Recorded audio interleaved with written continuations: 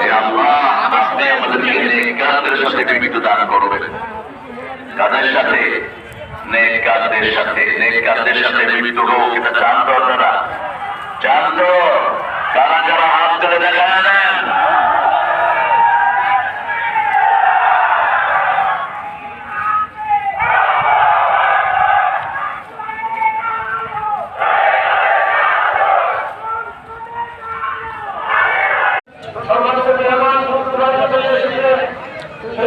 আগেরই মনে হতো আবার দিন না তাতে ভাঙো যায়।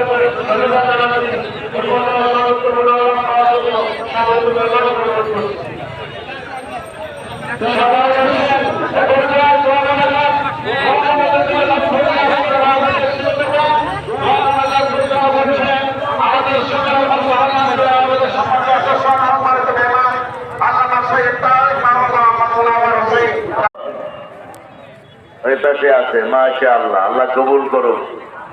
সোমবারে রাখতেন তো? হ্যাঁ, আল্লাহ কবুল করুন। রাসূল সপ্তাহে কয়টা রোজা রাখতেন? 2টা। মাসে কয়টা? মাসে 8টা। মানি তো সুন্নত জানি না। মাসে হলো 11টা। মাসে কয়টা? 4 সপ্তাহে 8টা আর মধ্যখানে 3টা। 13, 14, 15।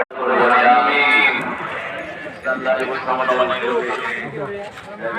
হলো রামখানা। এটা রামখানা না, রহমত খানা নাম। রাম তো কোন দিকে কি হয়েছে? রামের রাম নিজেও রামের বাপ মরে গেছে। হ্যাঁ, ওই রামের পূজারী যারা, ওরাও রামের এই পানির ভিতরে ডুবে আছে। এই রাম লক্ষ্মণের পূজারী নয়, আমরা আল্লাহর পূজারী। কার পূজারী? দিদির ভেতরে দিদির কাজ কি কাজ? ওই বসে বসে থাকে।